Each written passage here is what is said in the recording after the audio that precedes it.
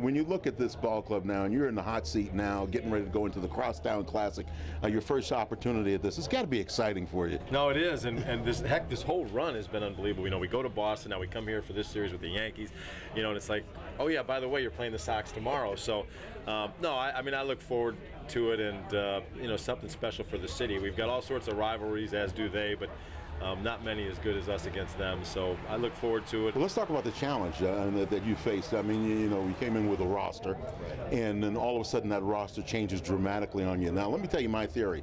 My theory is that this is going to be a good thing that happened to you guys, because all of a sudden you get to find some of these kids that can play. You find out about some guys that you were wondering about before.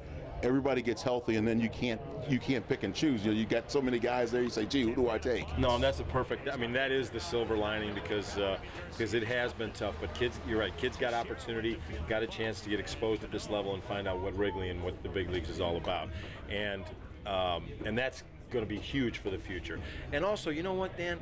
I mean, adversity can build a lot of character, and we've had our share. You know, the tough time you've gone through, you know, all of a sudden your name starts appearing in the paper with question marks beside it.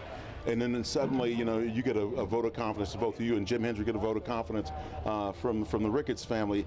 How much did that mean to you? And did you really need it at some point? I mean, deep down. Man, it was awful early for that. I'm so involved with what I'm trying to do here every day, and to get this thing squared away that I didn't hear much about it. Someone brought it to my attention, and I will say this. I mean, I'm so fond of the Ricketts family, and they've come in here and done a wonderful job. It's kind of cool to be around family ownership in a world that's gone corporate and so on.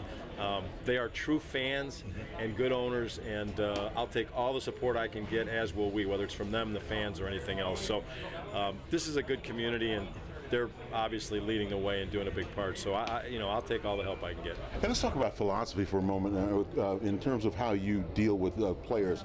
Carlos Zambrano is an example. He's a guy who's very passionate. I mean, you could see it. He just wears it on his sleeve.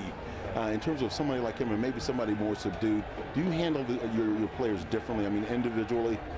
I'd like to think that I don't group them all together, and that I take each one as an individual and try and figure out the best way to deal with them. And you talk about emotional issues or the passion that he's with. Everybody's different. You got flatliners, we got all sorts of different personalities here, and for me to paint them all with the same brush would be wrong. And I think that you also have different levels of experience, and so you're more respectful to guys that are the veteran crew and so on. But you know, for all that's been made about Carlos, you know, I love his passion, and I love it in particular when he's doing well. But since I got over here, he's done pretty well, and even through this frustrating time, I think he's handled himself great, and but I try, I think, to handle everybody as an individual and look at them just that way.